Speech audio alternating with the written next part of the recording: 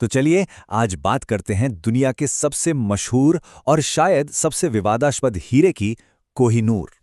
ये सिर्फ एक पत्थर नहीं है।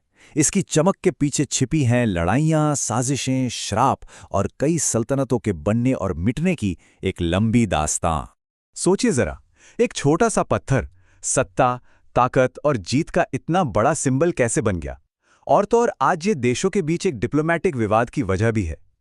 इस सवाल का जवाब हमें इसकी हजारों साल पुरानी यात्रा में मिलेगा। एक ऐसी यात्रा जो कहानियों और हकीकत के बीच कहीं मौजूद है। इसकी कहानी की शुरुआत होती है इसके नाम से। तो चलिए सबसे पहले रोशनी के इस पहाड़ की जड़ों तक चलते हैं और जानते हैं कि आखिर ये आया कहां से। इसका नाम ही अपने आप में सब कुछ कह देता है। कोह-ए-नूर ये एक फारसी शब्द है जिसका सीधा सा मतलब है रोशनी का पहाड़। और जब 18वीं सदी में इसे ये नाम दिया गया तो इसकी बेमिसाल चमक को देखकर ही दिया गया होगा। नाम बिल्कुल सटीक बैठता है ना? इसका इतिहास बहुत बहुत पुराना है।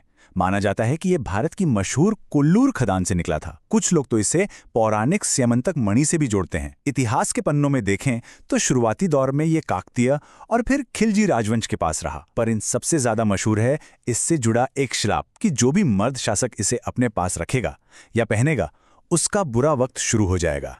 अब कहानियों से निकलकर ये हीरा असल जंग के मैदान में आ गया। ये विजेताओं का सबसे बड़ा इनाम बन गया। अब ये सिर्फ एक कीमती पत्थर नहीं था, बल्कि ये ताकत का, जीत का प्रतीक था। जिसके पास कोहिनूर, उसी के पास सत्ता। और इसका सफर देखिए, एक साम्राज्य से दूसरे साम्राज्य तक। 1526 में यह मुगलों के खजाने की शान बना। फिर 1739 में ईरान से नादिर शाह आया, दिल्ली पर हमला किया और इसे अपने साथ ले गया। उसके बाद यह अफगानिस्तान के दुर्रानी साम्राज्य तक पहुंचा और फिर 1813 में यह वापस पंजाब आया, महाराजा रंजीत सिंह के पास। और हाँ, वो श्राप भी तो इसके साथ साथ ही सफर कर रहा था। एक पुरानी कहानी है जिसके मुताबिक जो इस हीरे को रखेगा वो दुनिया पर राज तो करेगा, लेकिन सारा दुर्भाग्य भी उसी का होगा। और इसी कहानी में यह भी कहा गया कि सिर्फ भगवान या कोई औरत ही इसे बिना किसी नुकसान के पहन सकती है। ये बात आगे चलकर बहुत अहम साबित हुई। तो अब कहानी उस मोड़ पर आती है जहां से सबसे बड़ा विवाद शुरू हुआ, यानी कोहिनूर का सफर भारत से हजारों मील दूर ब्रिटेन तक। हुआ यूं कि 1849 में जब अंग्रेजों और सिख साम्राज्य के बीच युद्ध खत्म हुए तो एक संधि हुई, लाहौर की अंतिम संधि। और इसी संधि की एक शर्त के तहत कोहिनूर को आधिकारिक तौर पर महारानी विक्टोरिया को सौंप दिया गया। बस यहीं से असली बहस शुरू होती है। अब यहां पर कहानी के दो पहलू हैं और दोनों को समझना बहुत जरूरी है। एक तरफ है ब्रिटिश पक्ष, जिनका कहना है कि ये लाहौर संधि की एक कानूनी शर्त थी जिस पर उस वक्त के महाराजा ने दस्तखत किए थे। वहीं दूसरी तरफ है भारतीय पक्ष, जिसका मानना है कि उस वक्त महाराजा दलीप सिंह सिर्फ 10 साल के थे और उन पर दबाव डालकर यह संधि करवाई गई। मतलब ये कि हीरा तोहफे में नहीं दिया गया, बल्कि जबरदस्ती छीना गया। खैर, ब्रिटेन पहुंचने के बाद कोहिनूर का रूप ही बदल गया। 1851 में इसे एक बड़ी प्रदर्शनी में रखा गया, लेकिन लोगों को इसकी भारतीय कटाई कुछ खास पसंद नहीं आई। तो प्रिंस एल्बर्ट ने इसकी चमक को और बढ़ाने के लिए इसे दोबारा कटवाने का फैसला किया। इसके बाद इसे शाही ताज में जगह मिली, पहले क्वीन अलेक्जेंड्रा, फिर क्वीन मैरी और आखिर में क्वीन मदर के ताज में। और हाँ, श्राप वाली बात याद है? शायद इसीलिए इसे हमेशा शाही परिवार की महिलाओं ने ही पहना। ये बदलाव कितना बड़ा था, इसका अंदाजा इस बात से लगाइए।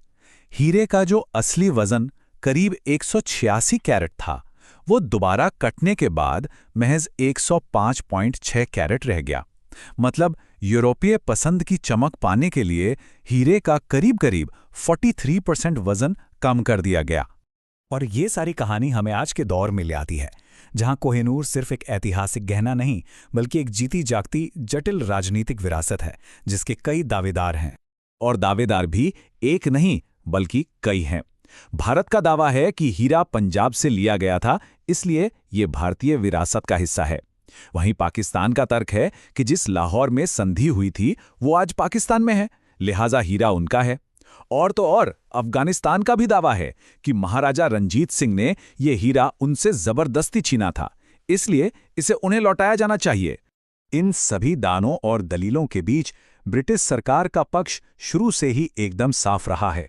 उनका मानना है कि हीरा उन्हें लाहौर की संधि के तहत कानूनी तौर पर मिला था और उन्होंने इसे लौटाने की सभी मांगों को हमेशा खारिज किया है।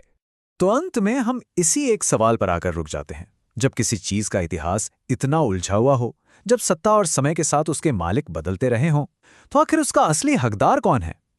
ये एक ऐसा सवाल है जो सिर्फ कोहिनूर पर ही नहीं, बल्कि इतिहास की ऐसी कई निशानियों पर लागू होता है और हमें बहुत कुछ सोचने पर मजबूर कर देता है।